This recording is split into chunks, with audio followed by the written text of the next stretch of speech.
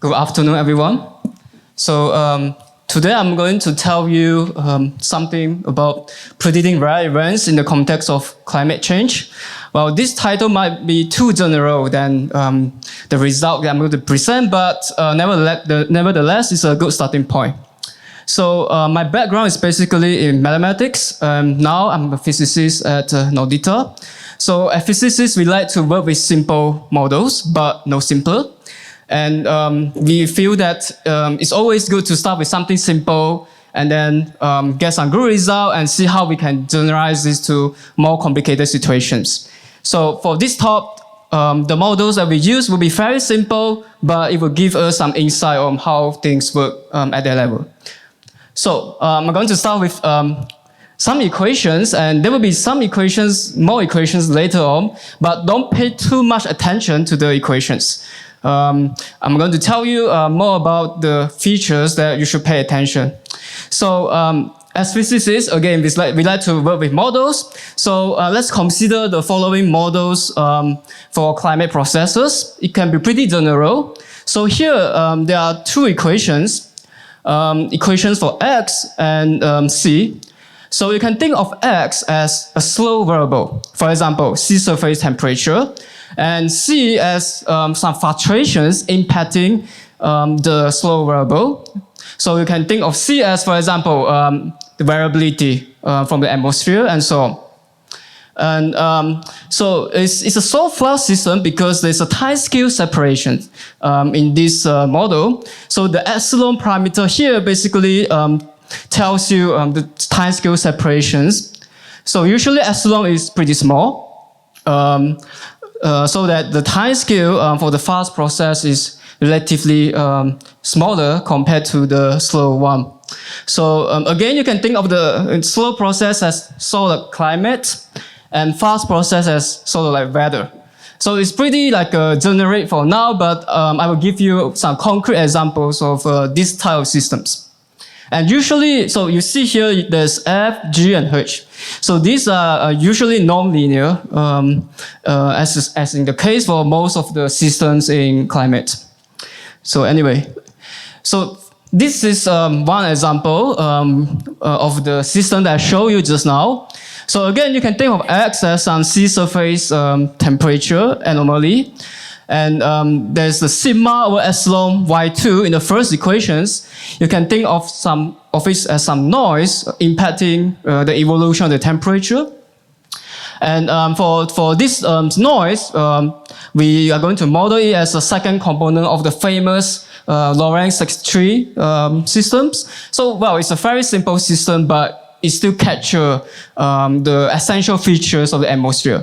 So it was a model first introduced by Lorentz in the 63 as a simplified mathematical model for atmospheric convection. So this is the starting point that I would like to make in this talk.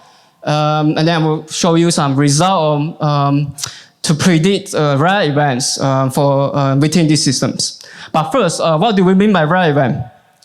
So for these systems, so you can see in the equation for X, there's no linear term, right?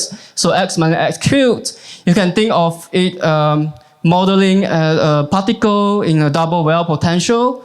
So if you start at one state, let's say -1, which is one stable state of this system, and then with the impact of noise, eventually at some random time, it will jump from one stable state around -1 to another stable state, which is here 1.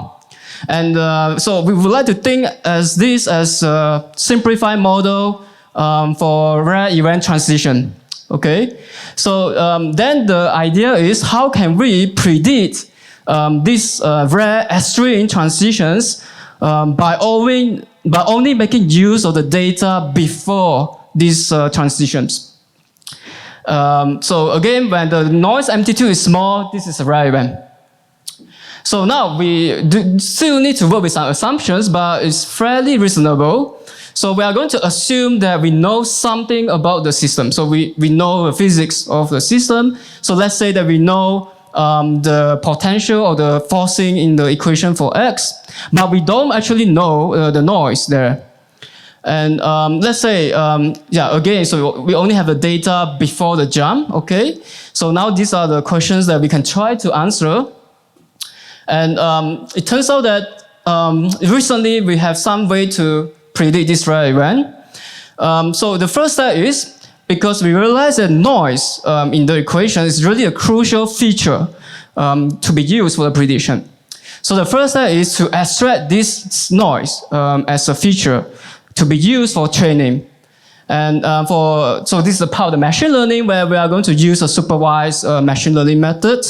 And then after we obtain the predicted values, we are going to plug back these predicted values into the original equations. So these equations, and then do numerical integrations to get the numerical solutions. And these numerical solutions will tell us the predicted values. And in fact, we are going to implement the second step in this machine learning by a recurrent neural network known as an eco-state network. So the idea is the following. So usually, in recurrent neural network, we need to train all the parameters, hyperparameters in the network. But eco-state network is a type of randomized random network where we only train the final layer of the network. So this reduces the whole problem to a linear least square regression problem, and it's computationally inexpensive.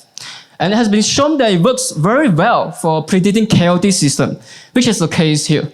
Okay? So I will not go into the detail of how this works. You can look at the literature later, but this is the essential result here.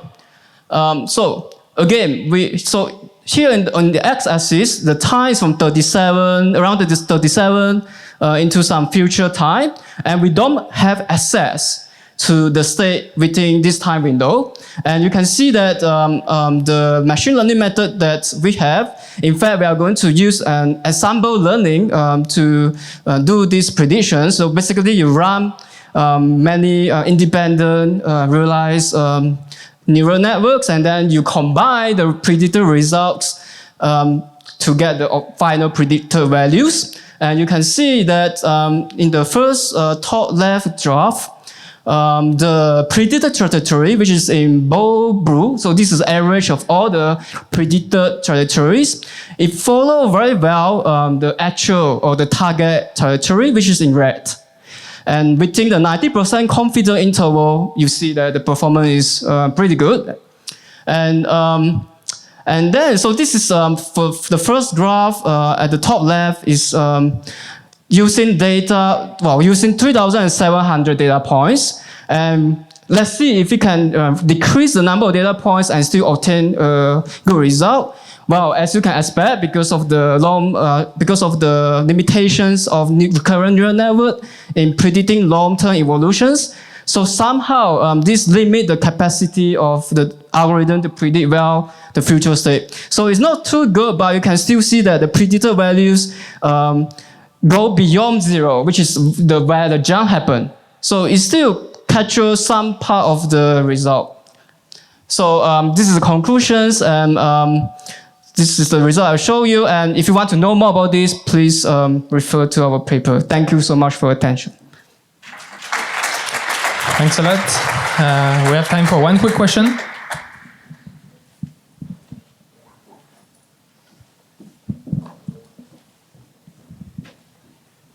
Thank you very much for the great speech. I was wondering, from my understanding, the problem you were facing during your project was somehow reduced eventually to pure time series forecasting, where you had some scalar variable. And my question is, have you benchmarked your model based on eco-state networks and recurrent neural networks against, say, Prophet or ARIMA, which are very widespread time series forecasting models?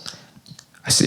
Yeah, so that's a very natural question, trying to compare the performance with other algorithms. So I haven't tried comparing it with ARIMA, but we have tried to compare it with more standardized recurrent neural network like LSTM recurrent neural network, and we found that the result is not so good compared to this one. Because the problem is you have to understand the characteristic of the data set that we have. So basically, it comes from chaotic systems. And somehow this eco-state network is the best when dealing with predictions for chaotic time series. And in fact, there are many works that use this eco-state network in the context of chaotic time series predictions. And people also have done quite a lot of like comparisons between using this particular network with other algorithms, and still they always find that when predicting chaotic time series, the eco-state network is the best to go. This is as far as I understand. Cool. Thank you so much, Sun Li.